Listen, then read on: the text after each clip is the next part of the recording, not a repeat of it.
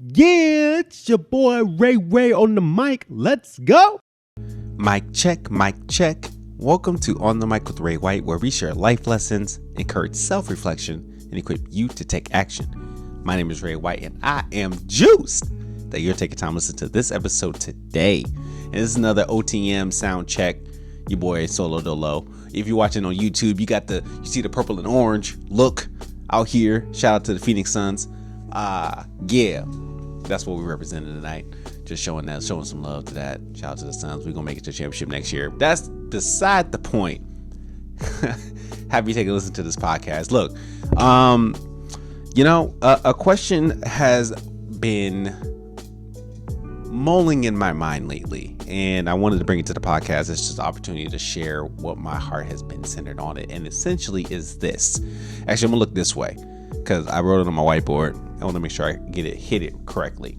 The question is, what are you holding on to that could be a blessing to someone else? Again, what are you holding on to that could be a blessing for someone else? This question has been popping up in various ways. Feels like recently, all my life really, but I've seen this question pop up a lot more lately. It's got me thinking about that, of just how I have been, what am I holding on to that I'm afraid to let go, that I'm afraid to release because of fear, of doubt, of self-consciousness, of insecurities, what have you. But once I let it go, once it is released into the world, if I take my mindset off of me onto somebody else and serving other people, would the thing that I was holding on to be a blessing for them, right? And how much more would we feel a sense of purpose of calling if we had that lens switched upon that? Okay, so that's theoretically or conceptually, that's what I'm processing, where the thought mostly comes from. So, I've been listening to I listen to a bunch of podcasts and different content creators. So one, I've heard it the most actually from a content creator called Nikki Saunders. This is Nick's on Instagram. She just recently had a Monetize Your Brand Summit, and in the summit, they talk through just ways that content creators can brand their content, make it go viral, package their content, and monetize it, right? But one of the things that was more highlighted there is she said a lot, don't block your blessings, right? Don't block your blessings. And part of that was, dropping your Venmo, dropping whatever way that people can support the movement, support the mission, buy the product, what have you. Like, put that out there because people want to support, people want to engage, and not be afraid of doing that. So, that was one concept on that. But then another podcast, and it's kind of the same vein or brand, if you will, on the Secret to Success podcast. Dr. Eric Thomas was talking quite a bit about just how we often are hiding who we are out of fear, or we're hiding the things that we are called to do to be humble, because we think we're being humble, but honestly we're just hiding because we're afraid of people think, we're afraid of what will happen, we're fear of failing, right? And how that plays a role in the way that we move about in the world. So putting both together, it's like, okay, I don't want to block the blessings that could come my way, or just in general, the people that are around us. And am I hiding myself because I'm thinking I'm being humble by not showcasing this gifting that I've been given? And is that the level of selfishness that I'm providing because I'm hoarding it in rather than giving it out, which is what I'm supposed to do, right? It's like there's a parable where the man gave talons 1, 3, and 5 to the people out there, and the I think it's the 3 and the 5 doubled it, but the one that had the 1 talent just buried it in the sand because he was afraid of the repercussions if he didn't duplicate it, right? And it's like, we got these gifts, we've been given something. How are we then giving it away, or how are we utilizing it? And am I burying it because I'm afraid to fail? I'm afraid of repercussions if I don't succeed, quote unquote succeed, based on what the community or what the world says. All right, cool. So conceptually we got it. Where it comes from, I understand it. But what does that mean for me, right? For the longest time, I've been really nervous about this podcast. I've been nervous about coming to the mic. I've been doing it for years, but yet I'm like, nah, what actually am I doing here? I've been nervous about public speaking because of just the ability, my ability. I'm comparing myself to others and fear that what I bring to the table may not necessarily be good enough for others to engage with, to seek transformation, what have you. I got this book that I wrote. I wrote this, I believe this was finished a year ago. I think it was about a year ago. I finished this book about a year ago, and or maybe early 2021. And I've sat on it because I've been so afraid to tell people that I wrote content that has been really relevant and help guiding people, those who may be new to the social justice game, to practice their practice getting into the game, like practical steps that they could take action in. And this is actually what kicked off a lot of my speaking that I'm doing today. But I've been afraid to put this out there because I'm so self-conscious of my writing. I'm so self-conscious of not being so articulate enough, or not being so just aware, knowledgeable, all the things, right? Pick insecurity here, and this is why I put it out there. Just drop that. And that's just one of the things that I've been thinking about, right?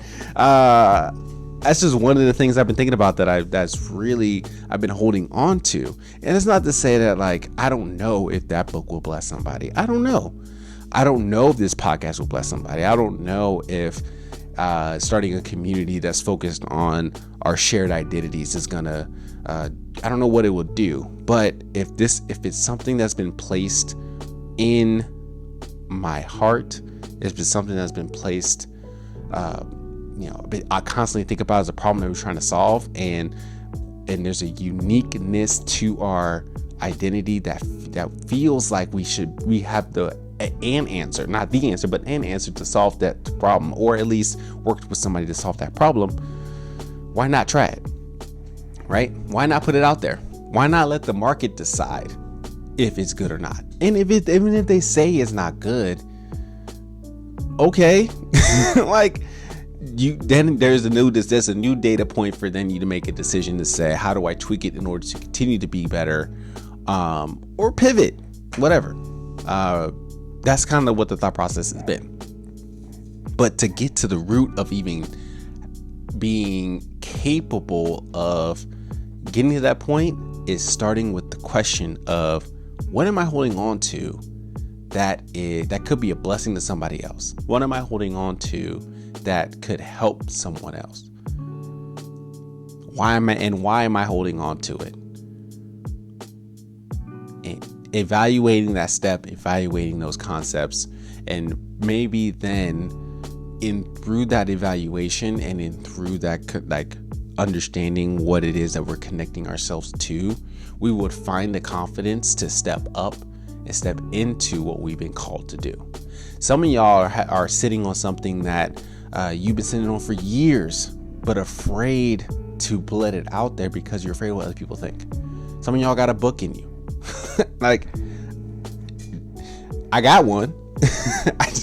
I need to put the work in to get that out, and let it be useful, let it be utilized, let it be market, let it be just ripped to pieces. But at least I've got feedback to then say, all right, what can I do then to be on the right track?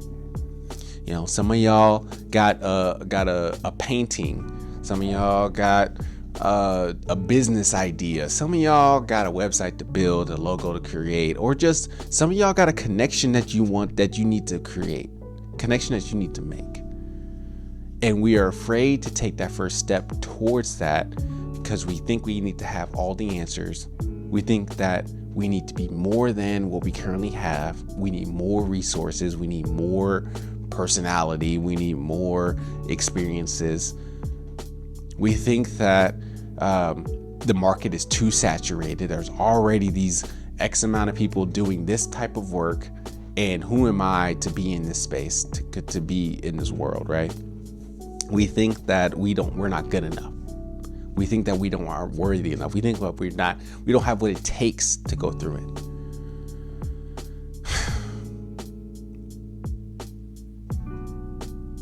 We do have what it takes. We're not alone. The market is saturated, sure, but your voice is not. It's unique. It's needed. What you can bring to the table is different than what somebody else can bring to the table. And somebody needs to see you showing up. Somebody needs to see you stepping up there and doing the thing, right? And we don't need to figure out every little thing. The goal isn't, the first step isn't how do you go from 0 to 100 real quick? How do you go to 0 to 1? What does 1 look like? Then when you get to 1, what does 2 look like? And then as you progress, you may get to the 100 and realize, oh, there's 100 more. Okay, cool. But at least you build up the experience. You build up the stamina, the resiliency to work through the steps to where then you look at 100 to 200 and realize, okay, some of these things are, yes, it's a new environment, it's a new space, but it's going to require the same relatable skill sets that got me to that point. And I may not need to know more, but at least you know how to get to 100 to 101. One of my mentors, Jeremy Williams, often says we don't need to know the whole staircase. We just need to know to take the first step. We don't need to know the whole staircase. We just need to take the first step. So navigating and understanding what that first step is and stepping into that is really important. And before we even take that first step, recognizing that we are in a position to serve others with our gifts. And if we can serve others with our gifts, that takes the lens and the camera off ourselves. And we center other people's experiences and other people's promises and the pains that they have and find a way to transform that towards something better. And we have a small hand in delivering that. So using whatever platform, whatever gift, whatever medium it takes to get to that point, but just know that what you know and what you've experienced does have a way to support and to help guide somebody and be a blessing to somebody on their journey to their goals and success. So take a moment. Here's the action. All right. I haven't done this well, but here's the action, right? Take a moment to assess your own path, your own journey, the things that you've gone through. You do an evaluation of what it is that you've gone through, what event, what activity, what is something that you have been uniquely gifted in. What is something that you've been uniquely experiencing, gifted in, experienced, what have you, right?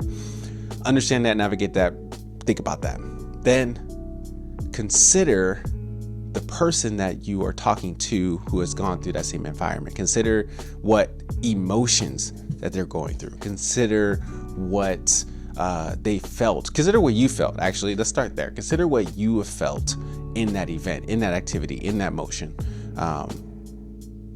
And write those things down. Were you hurt? Were you sad? Were you overjoyed? Were you complex? Were you overwhelmed? Did you feel like you were insignificant? Just like write those things down in those events that you've experienced. And then what were, so you got the event, you got the emotion, and then what's the evolution that you've gone through to get to the other side of the other end of that, right? So as you were experiencing that insignificant feeling of writing a book or the inadequacy of writing a book, what did you do in order to overcome that, to even get that thing published or just to keep writing? How did you go through that and navigate that adversity to the end of the goal? Because somebody needs to know those steps, or more importantly, somebody needs to know that somebody out there has done that, and you could be that connectivity to help guide them through that. So writing down the events that you've gone through, the emotions that you experienced in that event, and then the evolution that it took for you to get to the other side, or just to that next step of that journey past that event, is helpful to categorize the knowledge and to have knowledge on, and then consider a way to package that and share that with other people, especially those who were once in your shoes, who are experiencing that same event that you're experiencing. And those are the people that you support. Those are the people that you help. This book articulates how to be an advocate for transition from allied advocacy and social justice. So it's 9 practical steps in this, right? If you remember back in summer 2020, I wrote down 9 different tactics that people could take. Essentially what I did is I took those 9, I categorized into 3 different sections of what you could do internally in communities or groups where you are in a monocultural space, and then communities or groups where you're in a multicultural space, and then be able to articulate in a deep dive what actions you could take in that, right? I did that because the event occurred of George Floyd. George Floyd's murder occurred, and people were asking online, what can you do? And I was thinking through my education, my background, and the things that would be beneficial for me in this season and time, and package that in a way that can help share for people who are new to the social justice game, or who are not in the same demographic as me trying to navigate this. Packaging it up, and I did it in the graphic, I did it in the podcast, I spoke about it a few times, and then I was like, you know what, let me put it in the book as well, so that way it continued to bring relevance to the conversation, because unfortunately in this world we're constantly in some sort of we're always in the civil rights movement. We're always in the civil rights movement. So how do we navigate those injustices, the social injustice that we see in our world? How do we navigate that well enough to just get us started into the game, to continue to progress, so hopefully we become to a more just society, right? That's the thought. So this book essentially is to capture that in more of a written form and to help guide people through that. So the emotions that I was processing in that event, of the George Floyd event, was hurt, was pain, was traumatic, was anger, and also there was a bit of action, of collective camaraderie, building community, collaboration. So there was a lot of that as well, taking action to help right the wrongs, to be restorative, to be to bring reparations in some capacity for people who have been experiencing hurt for a long time in our communities and society, and helping people who want to step into that way. So the event was all the things that are happening last summer 2020, the emotions that I felt were of pain and hopefully promise of what I want to experience, and then the evolution of that, which I've shared a little bit in this book, but just more so the evolution of how do we navigate that to this space, and then, or more so, helping other people navigate to say, okay, how do I go from somebody who is absent in this space and doesn't know, and then somebody who becomes aware and not move into a position of avoiding it, move into a position of being an ally, and then eventually an advocate. And what does that process and step look like, an evolution to then be somebody who can be considered an advocate in social justice? In a nutshell, that's what this is about. So using the same framework of event, emotion, evolution to create not only for myself, but also something that other people have experienced. How do I package that to share that with that other folks? That's kind of what I created here. I want y'all to do the same thing for you. So this is a little on par with the OTM sound checks. It's a little bit of reflection. It's a little bit of where the thought process comes from, but more so the actions that you can take in that and hopefully carry forth with you. So my action to you is that I want you to consider the gifts that you have, consider the activities and events that you've gone through, and find a way to share that with others. Share your story, share your experiences, share the gifts that you have, and be a blessing to other people. Whatever you're holding is enough, but you gotta let it go. You gotta let it go. whatever you're holding is enough. You got to let it go and let it be a blessing for others. And you never know who is going to be impacted by your experience. So let it go. Don't hold on to it. Put it out there. Let people know that. All right. So don't block your blessings. I'm not blocking my blessings. If you feel compelled or found value in this episode, whether you're watching on YouTube or you're checking it out on all social media platforms or even on your favorite podcasting app, I would love for you to like, subscribe, and share to this platform. Give me feedback. You can even write a review, put it in the comments as well. What are your thoughts on the podcast itself? But more particularly, what are the blessings that you're hoping to let go or hoping to share and showcase with others in a serving way? What are you putting out there into the world? I'd love to hear that so I can encourage you and root you on and be like, yo, let's go. Let's do this. And if you feel so compelled, buy me a coffee. I think. Yeah, we're going to put it right there. Buy me a coffee. For my YouTube folks, I'm trying to figure out where to put my hand. Buy me a coffee or hit me up on Venmo, what have you, whatever makes the most sense to support the movement, to be a donation. That'd be excellent. I'm also kind of considering how do I package that space as well, create some community and connection in that too. So more particularly, if you buy me a coffee, thinking about creating some conversations in that space where we can have coffee and we can chat about some of the things that we're working on, some of the things we're working towards, how can we support one another in a space that seems very, encouraging, supportive, because we need that. If you don't have that, how can we create that? So thank y'all so much for listening. I appreciate you checking this out. Be sure to listen to more OTM podcasts on the way and the sound checks as well. I got some interviews coming. I'm hyped for that, sharing more stories and lessons that they have. But more importantly, I want you to continue to share your story with others. Be a blessing to other people. Talk to y'all soon. Peace.